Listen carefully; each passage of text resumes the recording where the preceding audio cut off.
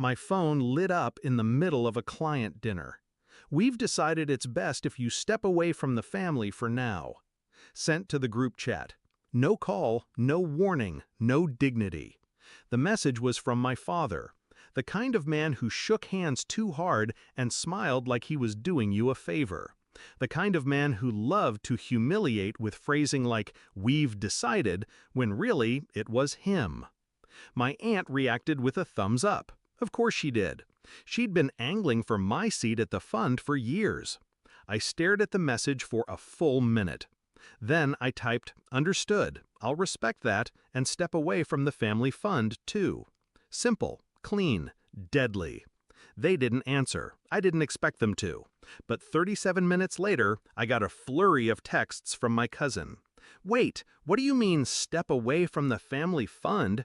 You're just angry. Don't overreact. Please don't do anything rash." They thought I was bluffing. They forgot who built the fund. 10 years ago, I came back from business school with nothing but a battered suitcase and a laptop.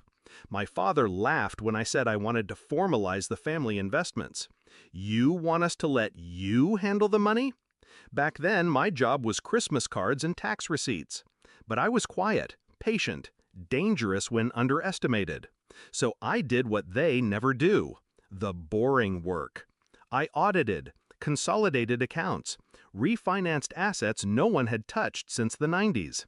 And I grew the family fund from a dormant pool of idle cash into a multi-million-dollar portfolio. They let me, because they never expected me to own it. Over time, I became the silent engine. I drafted every document, filed every annual return, named every trustee. And in doing so, I built a system around me, not them. When my father held his annual family retreat last year and toasted our legacy, I smiled, because the legacy had my name on the bottom of every paper. I noticed the shift 6 months ago. It started with late replies, meetings I wasn't invited to, family decisions I found out about through Facebook. Then my aunt tried to push a proposal through, reallocating part of the education trust to fund her son's third startup.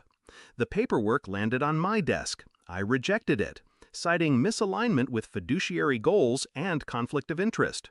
She didn't take that well. Neither did my father. Behind closed doors, they started calling me difficult, cold, controlling, bitter. They wanted compliance. I gave them structure. And now they were pushing me out.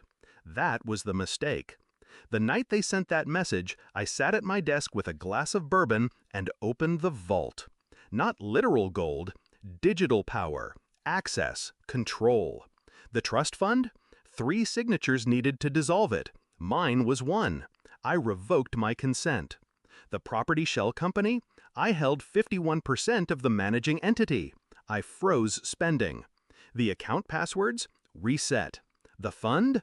I moved my contributions, all $4.8 million, to a new vehicle in my name. All legal, all clean, all irreversible. By morning, they were locked out of everything I built.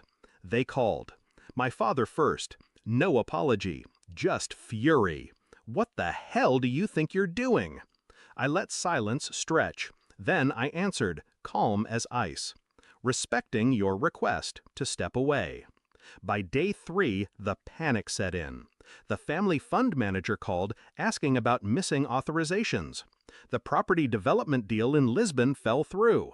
Salaries bounced. Loans defaulted. Because I had funded everything. Silently, generously, strategically. They thought it was ours. They were wrong. A week later, my aunt showed up at my office. Tired makeup, shaky hands. "You've made your point," she said. I leaned back in my chair. No, not yet. I slid a folder across the desk. Inside, a full audit of the discretionary spending on her end. Private flights, luxury handbags, cash withdrawals disguised as consulting. All documented, all dated. "This goes to the board Monday unless you resign." She did. That night. My father stopped calling. But I know what he tells people now, that I betrayed the family, tore it apart. He rewrites history to sleep at night. That's fine. I don't need to explain myself to men who confuse control with leadership. Sometimes when I'm alone, I wonder what would have happened if they'd just treated me like a partner, if they'd said thank you, or simply asked why. But they never did. They just made a choice, and I made mine. The fund is leaner now, smarter. I cut dead weight, rebuilt the board with outsiders, professionals, people who value more than last names and entitlement. My phone is quiet these days, but peace has a sound too. They thought they could erase me, but they forgot. I wasn't in the family business. I was the business. And when I walked away, I took the floorboards with me.